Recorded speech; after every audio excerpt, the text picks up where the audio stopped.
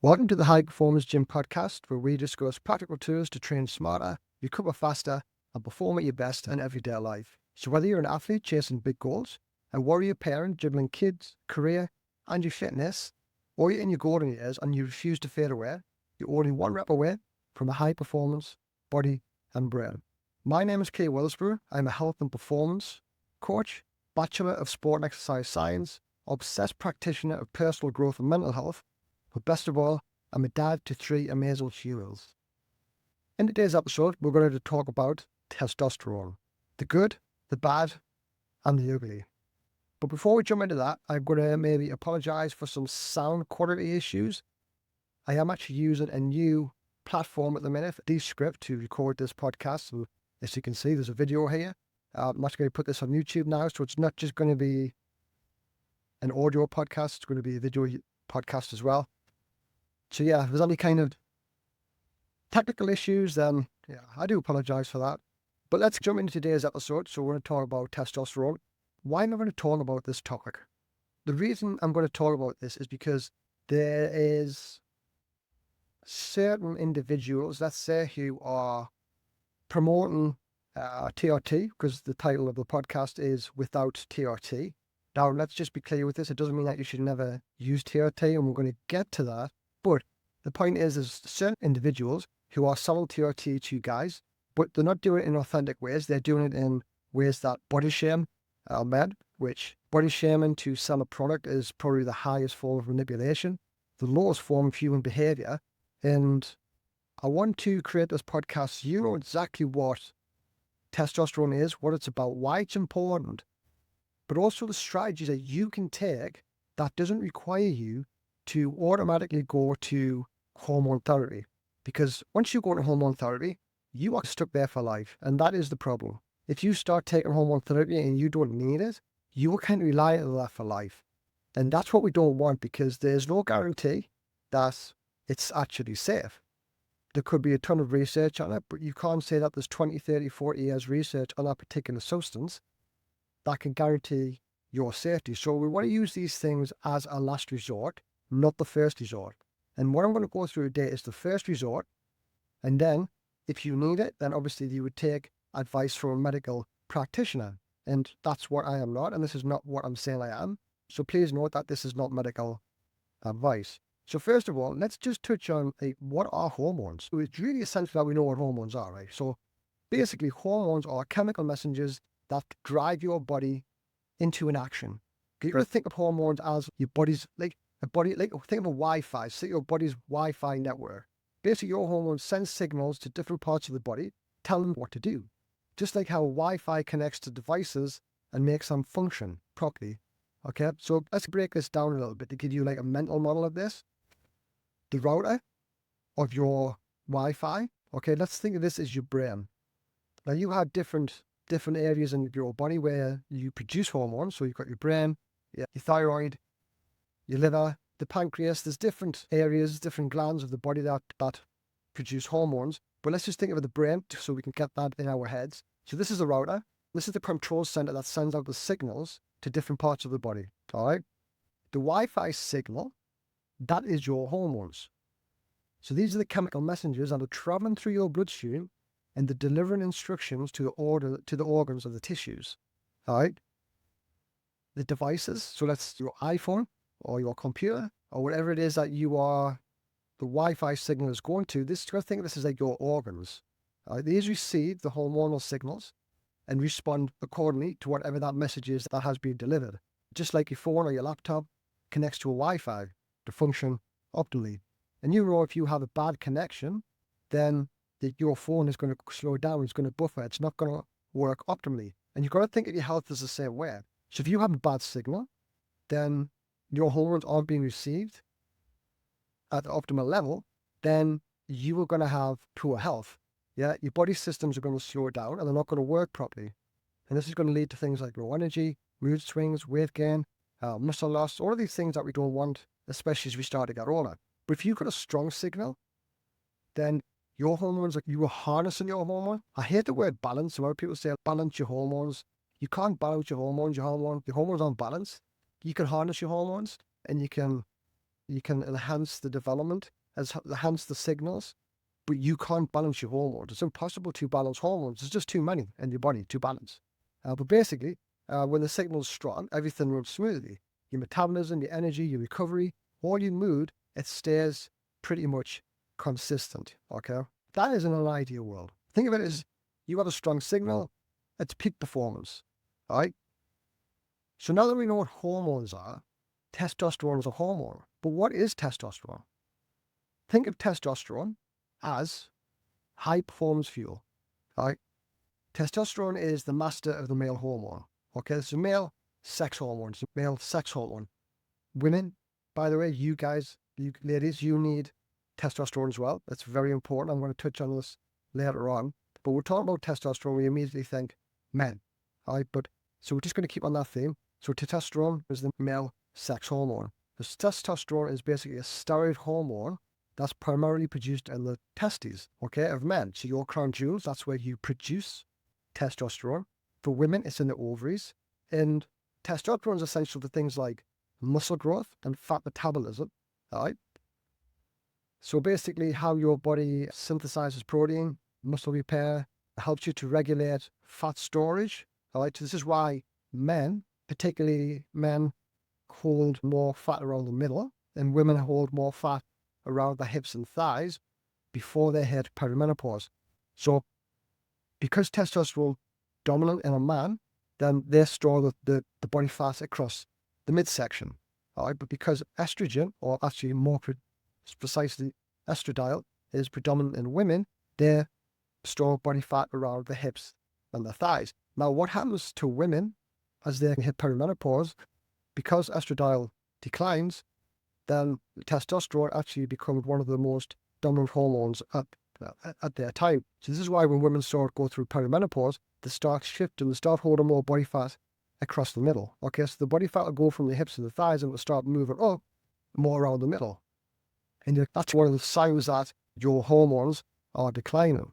But that's just explained kind of the body fat distribution. But it's also important for things like cognitive function and your mood, supports focus, motivation, confidence. If you've got optimal levels of testosterone, then you're going to be a lot more confident, you're going to be stronger, develops confidence, and you're going to probably have more emotional stability.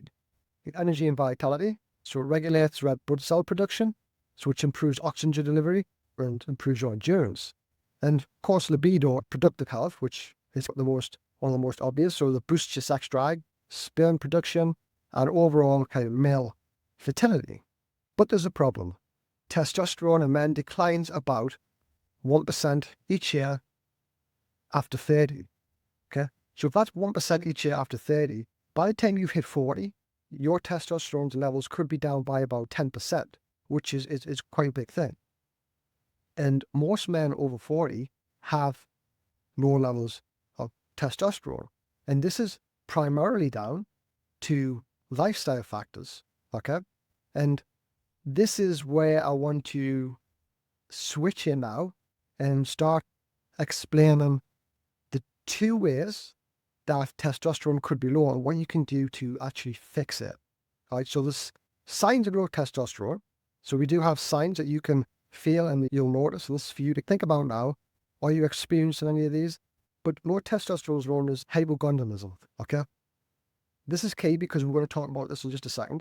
But physical signs of low testosterone, so things like muscle loss and weakness. If you're noticing like your muscles are a lot looser, a lot softer, when you struggle to actually build and maintain muscle mass, even if you are hitting the gym, that could be a sign. Increased body fat, especially around the belly and chest, known as man boobs, because this is due to high estrogen levels, low energy and fatigue, so you're feeling drained, even after a full night's sleep, so you're waking up and you're just feeling exhausted. This could be a sign of low testosterone. Weaker erections and low libido, you're just less interested in sex, you have weaker erections, you're just not performing in bed, then that could be a sign as well. Hair loss, especially on top of the head, less beard growth, thinner of body hair is a sign as well. And then we have the emotional or mental sides of things. So you've got brain fog and poor focus. So if you're struggling to concentrate or remember things, you're feeling unmotivated, sluggish, and you just kind of just can't be bothered to do anything. You can't be bothered to go to the gym. You can't be bothered to play with the kids. you've got no energy just to get up and do them things. You just have no kind of, that is, again, sign of low testosterone. Irritability, mood swings. So if you're just angry for no reason, you're more anxious, you're emotional, you get easily frustrated. Or depression-like symptoms, where you're feeling flat, you're unmotivated, and you're feeling just disconnected from things.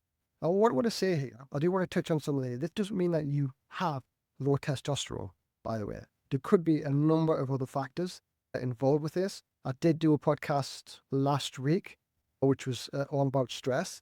And again, stress can be a factor of low testosterone, but there could be a lot of different underlying factors there. This is just signs that you could be experiencing low testosterone. But you've got to get checked out. And the thing that I want to get you with this podcast today is, especially if you're a guy over 40, or if you're a woman over 40 and you're listening to us now, the thing is, when you're over 40, you need to be super conscious about your health. And we've got to get tested. We've got to look after ourselves, and we have to look after ourselves from the inside as well. Okay, and I'm going to explain how we do that. But before that, I'm going to touch on to actually brings me to the issue with these people selling testosterone replacement therapy, TRT, online. Okay, and you could even go to the doctors and you could be prescribed TRT and you don't even need it. All right. So this next part is really critical. And this is really what I want you to understand if you're listening to this now. Okay, so I mentioned before that hypogonadism, that is what is low testosterone. Okay. But we have two types of hypogonadism, all right? You have primary hypogonadism and you have secondary hypogonadism, all right? Let's touch on the first one first. And I'm going to use an analogy here. So I want you to visualize now a factory, okay? Visualize a factory. This is your crown jewels, all right? A factory. Now, what happens with primary hypogonadism, okay?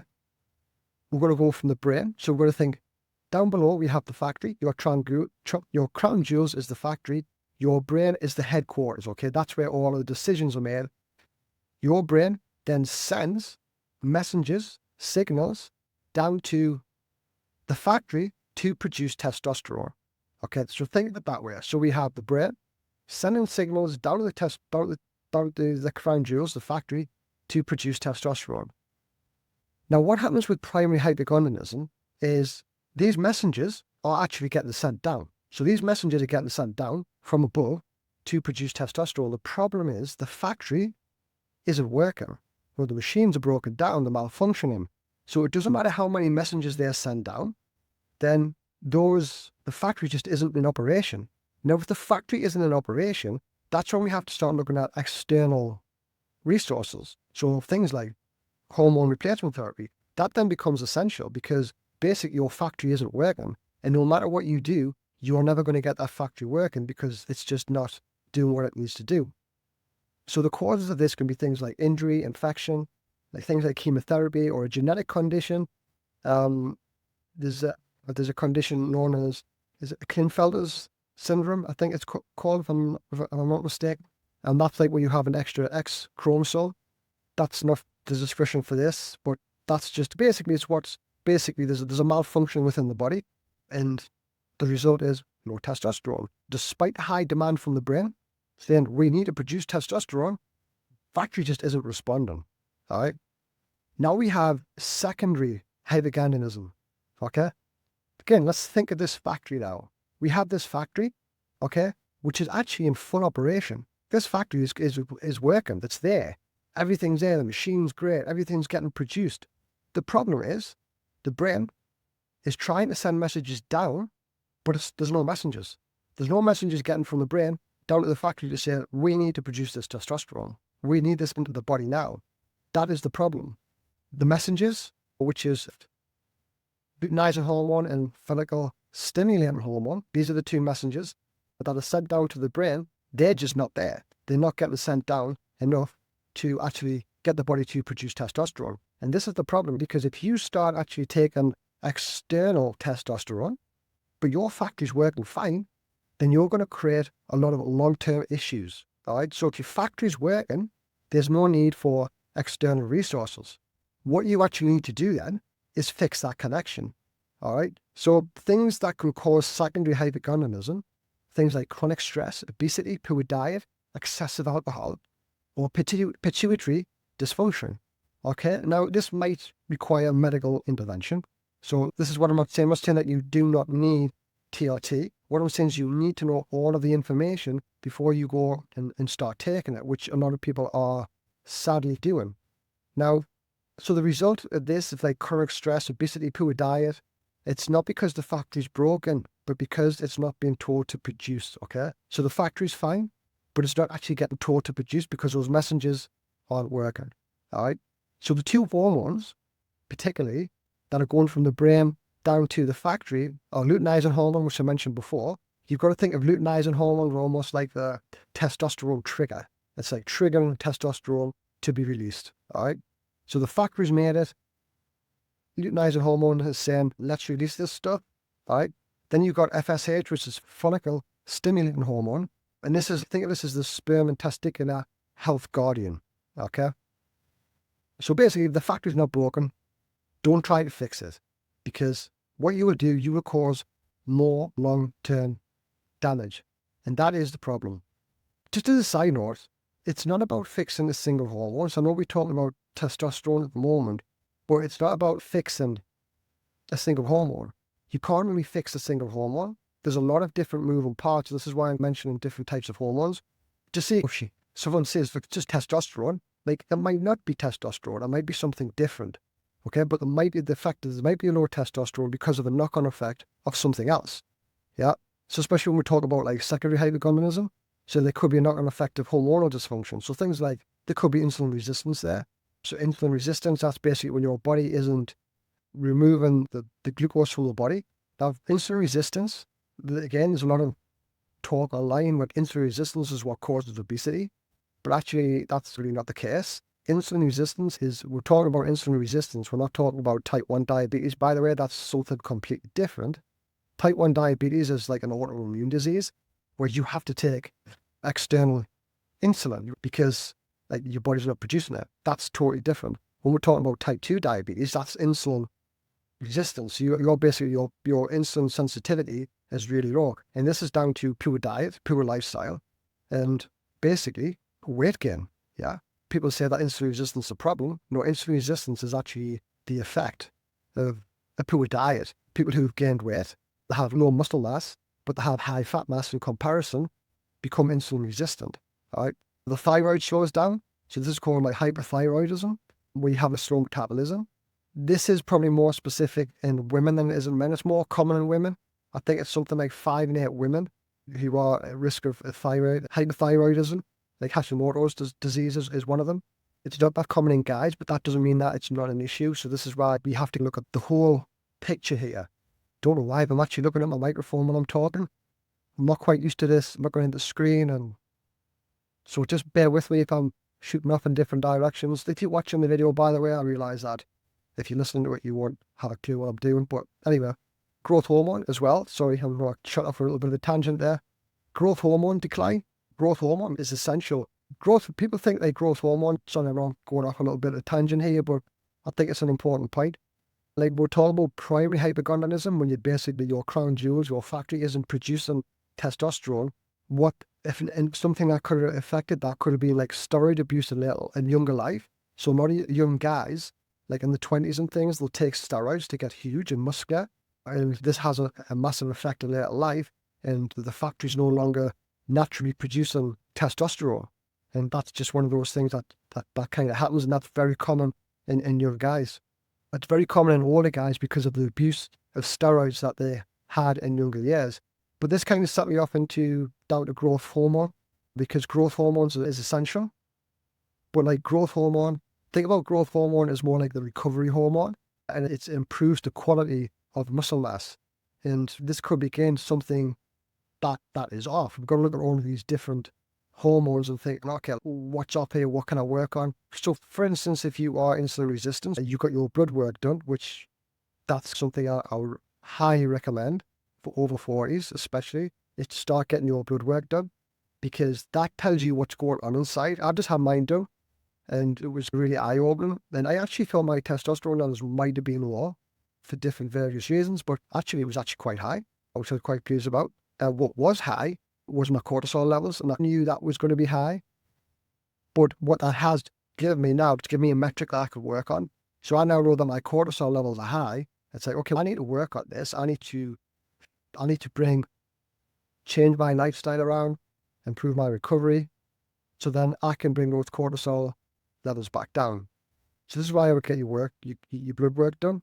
So things to look out for. So if you are getting your blood work done, and this goes back to the secondary and the primary hypogonadism, it's like looking out for LAH, so luteinizing hormone, and follicle stimulating hormone. These two hormones indicate whether that signal is going from the brain down to the factory.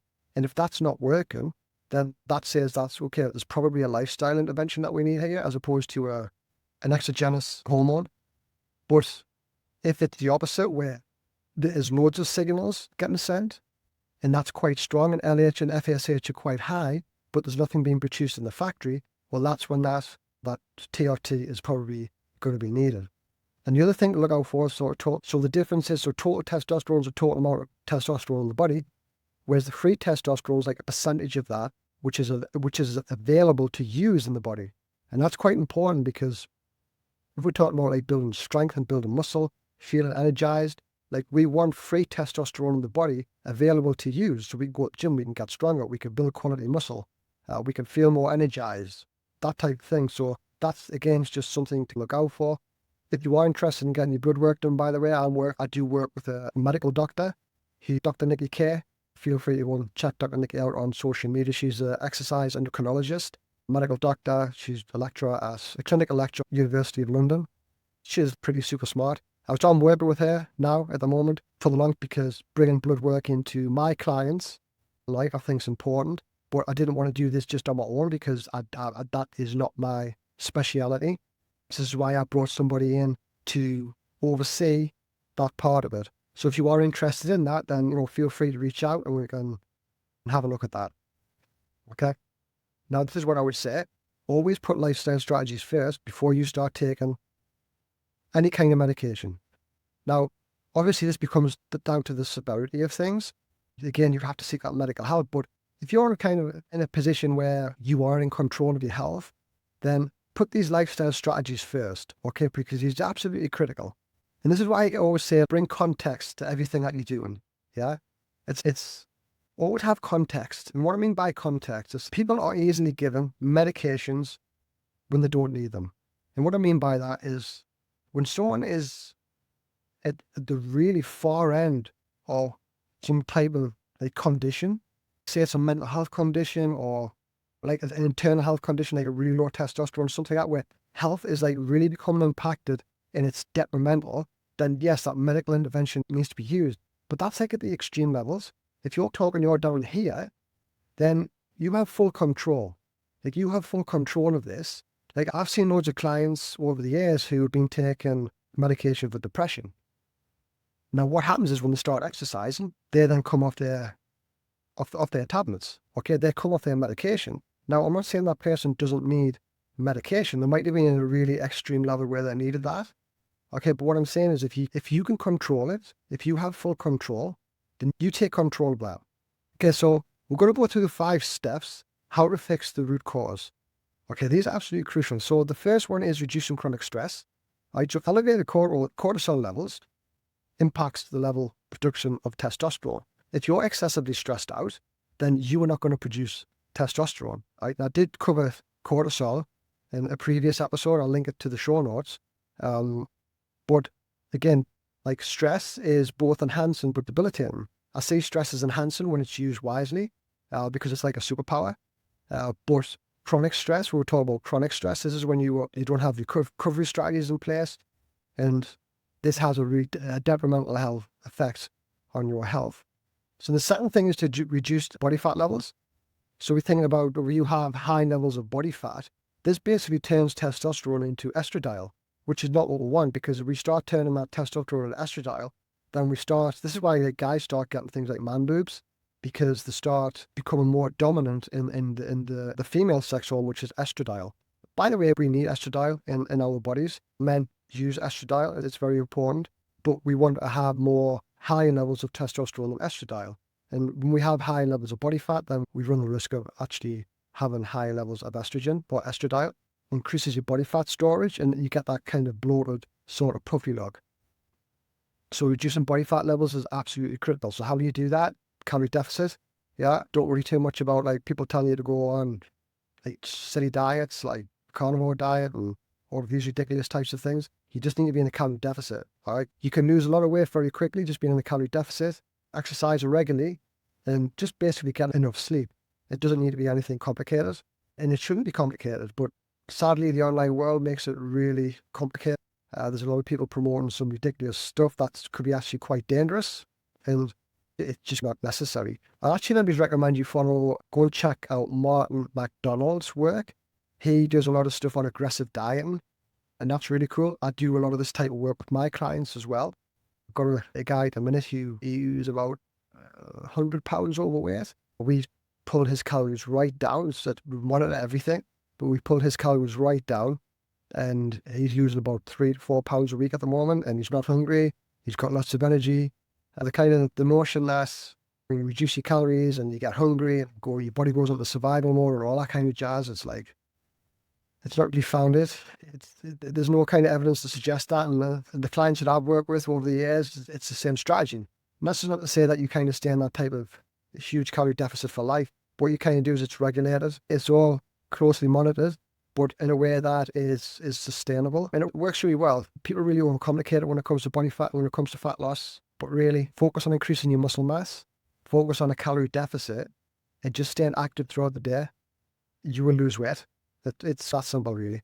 So that brings us on actually lifting heavy and building muscle. Yeah, because basically when you're lifting heavy and you focus on muscle production, so trying to build some muscle, you stimulate the release of production. You stimulate testosterone production. Yeah, so lifting heavy weights, going to the gym, but with progressive overload, not just going in and just lifting a few dumbbells or do bicep curls in the squat rack, like actually doing some proper heavy lifting and getting under the bar. And don't skip leg day, by the way.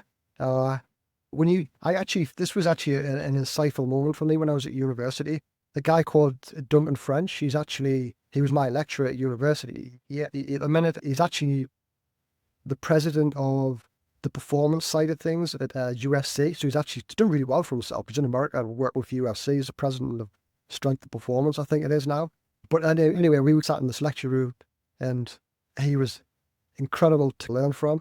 By the way, definitely check his work out. If he does, I don't think he posts much on social media actually. Anyhow, but great guy, great, really knowledgeable. And he said, one of the things he said to his athletes, they didn't like doing legs. No guy likes doing leg day mostly. And how he got his athletes to then start doing legs was like, basically, guys, when you're doing like your chest and biceps, he says, it doesn't really produce much testosterone, but if you start going train your legs, like you will get a huge surge of testosterone. And it just instantly changed these guys' perception. They were in the gym the next day doing squats and deadlifts and that type of thing. So basically, because you're using more muscle mass, when you're doing things like squats and deadlifts, like big compound movements for your legs, you're using more muscle, then you produce more testosterone. This is why you don't skip leg day. Get in the gym, don't be scared to lift heavy. Hey, don't go in and start lifting heavy straight away if you haven't done it, but make it like a goal to be able to do that. Yeah. The fourth thing is reduce, and you can eliminate alcohol. Like, I know a lot of I used to drink a lot for a long time, but I was a binge drinker. But the problem with alcohol, apart from the fact it actually destroys your brain cells and causes cancer and things like dementia, and basically it's a poison. I'm not saying people shouldn't drink, by the way. I think everything in moderation. I'm not saying have a sin, don't drink, but I'll probably have maybe 2 or 3 drinks a year. Okay, maybe 4 or 5 drinks a year. I don't drink a lot, basically, is what I'm saying. Compared to what I used to drink a lot, I used to drink binge drinks Thursday to Monday morning. Used to go on large holidays and spend 2 weeks just getting absolutely inebriated, which was ridiculous, looking back on it. But the thing is with alcohol, it actually increases estradiol. So we talked about before about the female sex hormone, estradiol. Alcohol actually increases estradiol and has negative effects in terms of more fat, storage, man boobs. But apart from that, it's pretty much a poison. People use it as a way to de-stress, but actually it has that negative effect. So it has that almost, when you drink alcohol, yes, it reduces that stress in that moment. but the health implications long term are so severe that it's like pouring, I liken it to pouring like lighter fluid on a fire. It's like when you're stressed out, you think of being stressed out as like fire, you're like a burning fire. Okay, and then when you're drinking alcohol, especially on the nighttime, it's like squirting lighter fluid on that fire. Because when you're drinking alcohol at night, it suppresses your sleep. Like you think you're asleep, but you're not. So you're having all the negative effects of not being able to sleep, which we're going to touch on next. But it leads to things like anxiety. Like I have clients come to me, and the heavy drinkers, they drink a lot in the night, and when I ask them how they're feeling the next day, they're anxious, they're feeling anxious. So this is what alcohol does. It's a depressant for a start, but it actually creates a lot of anxiety. So and heightens anxiety as well. And it's basically a poison. And again, I'm not saying that you should eliminate that, but we have to be responsible in terms of what we're drinking. And I think people just go by the government guidelines and say, okay, I'm allowed to have however many units they're allowed to have at the moment. But actually, what the research says now is anything over 2 drinks a week is considered binge drinking. And ask yourself, like, how many drinks are you having a week? How many drinks are you having on a night? This can have severe effects on your health, testosterone, mental health, physical health, everything. There's just no good sides to alcohol, is what I'm saying. And the fifth thing even is sleep. Okay, sleep. So sleep is basically where most of the testosterone and growth hormone, by the way, are produced at night. And if you are going into those deep stages of sleep, then you are producing those levels of testosterone. So you see how it all kind of links. It's all like a chain reaction. Is that kind of the right word? I'm not quite sure if that's the right word or not. But anyway, it all happens in sequence. The biggest thing I would say to start on is your sleep. Reduce your stress and improve your sleep. If you can reduce your stress and improve your sleep, then you have a fighting chance of bringing those testosterone levels back up. Get in the gym, start lifting some muscle, focus on dropping some body fat, and get rid of that alcohol. And you'll be in a pretty good from your health perspective. I hope that was insightful. I hope that podcast episode was insightful. I hope it wasn't too in depth. I wanted to make it a fact that you could listen to it and understand it and take some things away from it. And it's not saying you should go and do this. It's about trying to get you to think a little bit differently. All right. So thank you for listening to today's episode. So I hope you found this insightful. If it was good, then please share it with somebody who would benefit from it. Feel free to subscribe if you want to. That really helps me out to get it to more people. If you're watching this on YouTube, hello. Thank you for being here. Please subscribe to the YouTube channel, or even if you just want to drop me a message and just tell me how you thought about it, if you had any questions, if there's any other topics that you'd like me to cover, please feel free to do that. You connect with me on Instagram or LinkedIn, just drop me a message. Oh, sorry, there's links in the show notes, just click on that. And yeah, so just remember that testosterone is like your high performance fuel. Yeah. Try these strategies, see how you get on. Thank you for being here.